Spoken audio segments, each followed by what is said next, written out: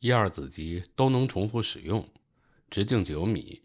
总体高度121米，起飞质量近5000吨，能把100到150吨载荷送到近地轨道、月球轨道或者是火星轨道。相信喜欢航天的您一定知道，我这说的是 SpaceX 的星舰，到目前为止人类最大的重型运载火箭。大家好，这里是土拨鼠杂技的 YouTube 频道。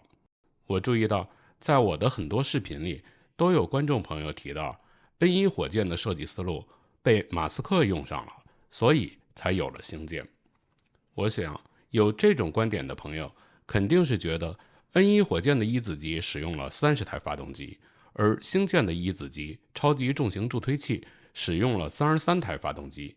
相比之下，其他火箭都没有使用这么多发动机，所以星舰一定是借用了 N1 火箭的设计思路。其实在我看来，这种说法并不是很客观。就比如说您想要一辆重型卡车，设计师 A 提出了一个10轮方案，但卡车的研制失败了。过了几年，您发现您需要一辆在原重型卡车的基础上具有越野能力的重型卡车。这时设计师 B 拿出了一个12轮重卡方案。恐怕咱们不能说设计师 B 是借用了设计师 A 的设计思路吧。毕竟如果粗线条的看问题，重型卡车都是相似的，承载能力和车轮的数量存在着相关性。在每个车轮的承载能力一定的情况下，增加车轮的数量是提高车辆承载能力的一种有效手段。这在设计人员看来就是一种共识。因此在承载能力一定的情况下，设计出卡车车轮数量接近是自然而然的事情。看到这儿，也许会有朋友问，那设计师 B 为什么不选用承载能力更大的车轮呢？就比如那些在矿山上使用的矿用车的车轮。其实矿用车的车轮的承载能力固然大，道路适应性也更强，能在更恶劣的路面上行驶。但矿用车轮也存在着诸如行驶速度低、油耗大、制造工艺复杂、制造成本高等缺点，并不能满足您对重型越野卡车的其他要求。因此使用普通越野卡车轮胎就成了您重型越野卡车轮胎的不二选择。这个道理到了星舰和 N1 火箭这边也是一样的。在火箭的归类上， N1 火箭和星舰同属于重型运载火箭。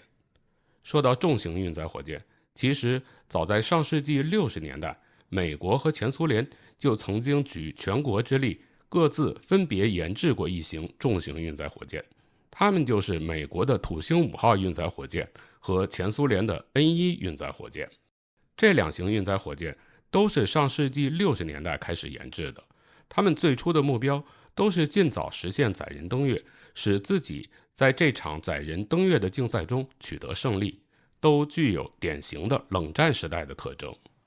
土星5号运载火箭是一款3级构型的一次性运载火箭，直径是 10.1 米，总高是110米，起飞质量是3039吨，月球轨道运载能力是33吨。当采用2级构型时，土星5号运载火箭的近地轨道运载能力能达到140吨，它能仅通过一次发射就把美国第一个也是美国唯一的一个空间站天空实验室送入近地轨道。N1 火箭是一款5级构型的一次性运载火箭，呈圆台状的一子级上最大的直径能达到17米，火箭的高度是105米，起飞质量是2735吨，它的近地轨道运载能力大约是95吨，月球轨道运载能力是10吨。从以上的数据我们可以看出，这两款重型运载火箭的近地轨道运载能力或者月球轨道运载能力已经达到了当时运载火箭的极限。只不过因为不需要考虑重复使用的问题，它们的起飞质量比现在的星舰还要稍微小了一些。星舰是一款2级构型的运载火箭，或者我们用火箭这个词来描述星舰并不是十分合理。我这么说的原因是因为星舰的二子级不仅是一枚火箭，具有普通二子级火箭的功能。当发射卫星或其他航天器时，星舰的二子级还具有普通运载火箭的整流罩的功能。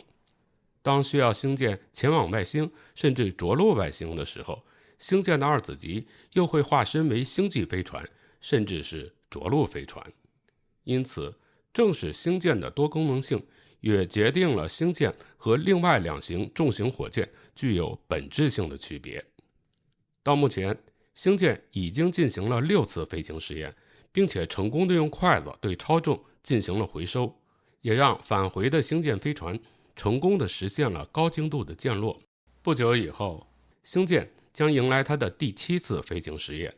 这次飞试将是 Block 2版星舰的首飞，大家都在期待着新版星舰能够带给我们更多的惊喜。说起星舰和 N1 火箭的区别，咱们还要从它的研制目的谈起。前面我已经提到过， N1 火箭是一款一次性使用的运载火箭，它的研制目的就是用来把前苏联的宇航员送上月球。它是前苏联为了和美国阿波罗载人登月计划竞争而设计的重型运载火箭，研制目的比较单一。对 N1 火箭来讲，即使成功，未来输送其他载荷进入太空也只能算是它的副业。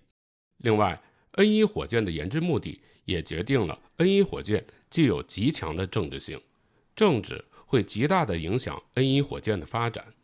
N1 火箭原计划进行12次飞行实验，但最后总共只进行了4次试飞就草草收场，并最终在1976年完全终结。这显然是政治操弄的结果。而 SpaceX 公司的星舰则是一种全部可以重复使用的太空运载工具，它的研制目的是为人类探索和开发太空提供更加经济和更加可靠的运输方式。把宇航员送上月球只是它众多目标中最基本的目标之一，它的目标远远不止于此。星舰的近期目标是在可重复使用的前提下实现大运载能力火箭的近地轨道商业运输。星舰的中期目标是让人类登陆月球，并为月球基地的建设提供支持。星舰的远期目标是把人类送往火星，建立火星殖民地，并最终实现人类在其他星球上的移民梦想。星舰是一个纯商业模式的产物，政治并不是主要影响星舰发展的因素。N1 火箭和星舰，一个仅仅是为了在载人登月的竞赛中获胜，即使成功，最多也只能成为政府用来向别人炫耀的资本；另一个则是为了掌握一项技术，并把这项技术服务于全人类，如果成功，将走进我们的生活，改变我们的生活。他们俩之间的差距是非常的明显的。说完了研制目的，再让我们来看看技术路线。技术路线是指研究或者开发产品的时候，为了达成目标所采取的技术手段、具体步骤和解决关键问题的方法。因为 N1 火箭的研制目的就是为了赢得载人登月这场太空竞赛，所以为了赢得竞赛，可以无所不用其极，甚至可以脱离当时的科技水平和工业水平。咱们就拿后来一直被诟病的多发动机控制这项技术来举例说明吧。由于种种原因，前苏联在 N1 火箭的一子级上安装了30台 NK-15 液氧煤油发动机。想对数量如此众多的发动机进行有效的控制，需要的是先进的自动控制技术。而当时前苏联的电子技术极其落后，在西方已经开始使用集成电路的情况下，前苏联还在大规模的使用电子管，晶体管在当时是很少被使用的。在这种情况下，你怎么能指望前苏联在依托于电子技术的自动控制技术上能有什么发展呢？而如果在自动控制技术还不具备条件的情况下，就脱离实际，强行在火箭的一子级上安装数量众多的发动机，这算不算是一种脱离实际的疯狂行为呢？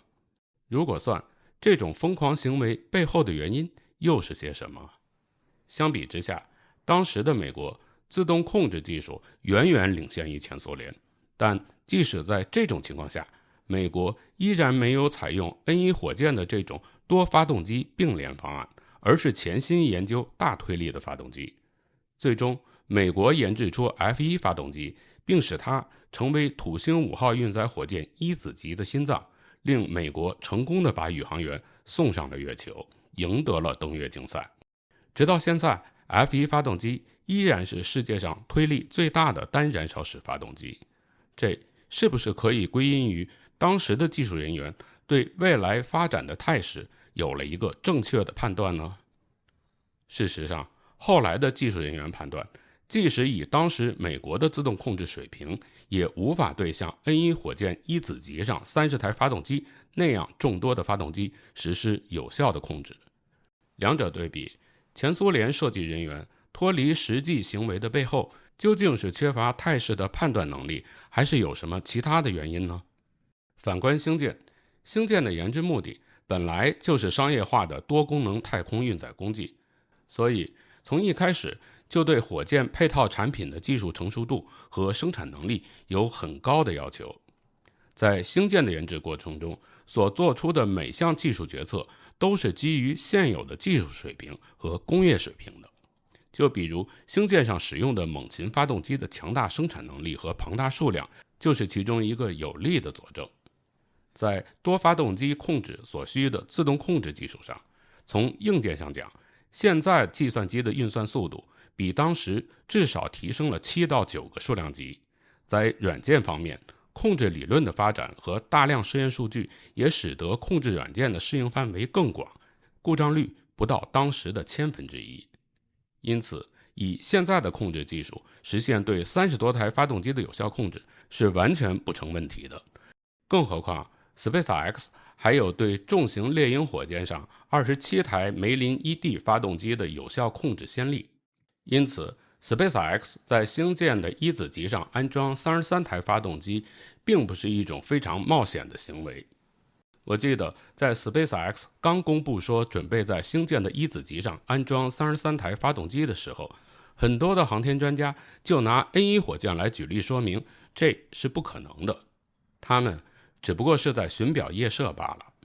而且在这儿我还要多说一句，虽然在我们通常看到的报道中常把 N1 火箭的失败归因于当时对多发动机控制技术的不过关，但其实这只是一种便于大家理解的简化说法。真正导致 N1 火箭失败的原因要远比报道中所讲的复杂得多。就比如在 N1 火箭的4次发射失败中，至少有2次是由于燃料供给系统故障导致的。以上我简单的向大家介绍了星舰和 N1 火箭在研制目的和技术路线上的不同。其实在火箭的总体构型和使用流程上，两者也存在着巨大的区别。为了能登月， N1 火箭采用了5级构型，而星舰采用的则是在发射近地轨道载荷火箭中最为常见的2级构型。为了解决后续飞行所需的燃料问题，星舰采取的是在轨进行推进剂补充的方案，而这是需要建立在星舰能够在短时间内实现多次发射的基础上的。短时间内的多次发射对火箭的生产能力和发射场的发射能力都提出了更高的要求，这些要求在 N1 火箭所处的那个年代是根本无法实现的。好，以上就是 N1 火箭和星舰的对比。在节目结束之前，让我最后再总结一下。首先，从总体上看， N1 火箭和星舰的研制目的不同，技术路线不同，火箭构型不同，使用方法不同，两者是完全不同的火箭，它们之间的差别就像波音787客机和安225运输机一样，是完全不具备可比性的。其次，即使拿 N1 火箭的一子级和星舰的超级重型助推器来做比较，如果硬要说超重上安装了33台发动机是借鉴了 N1 火箭一子级上30台发动机的设计思路的话，那干嘛不说超重上的氧化剂还原剂双柱箱结构其实是借鉴了 N1 火箭上的双柱箱结构呢？毕竟这么说连数量上也对得上啊。解决一个问题有很多种方法，就像我从北京开车到天津可以有很多条路线选择，但总不能因为您先走了京津塘高速，我再走这条高速就变成我借用了您的思路吧。好，关于星舰是否使用了 N1 火箭的设计思路，今天我就和大家聊到这里。不知道您在听了之后有什么别的想法，欢迎您给我留言，咱们可以一起讨论。在节目的最后，我提醒您，这里是土拨鼠杂技的 YouTube 频道，请您订阅我的频道，打开小铃铛，这样您就能在第一时间收到我节目更新的通知。同时也欢迎您转发、评论、点赞。咱们下期节目再见。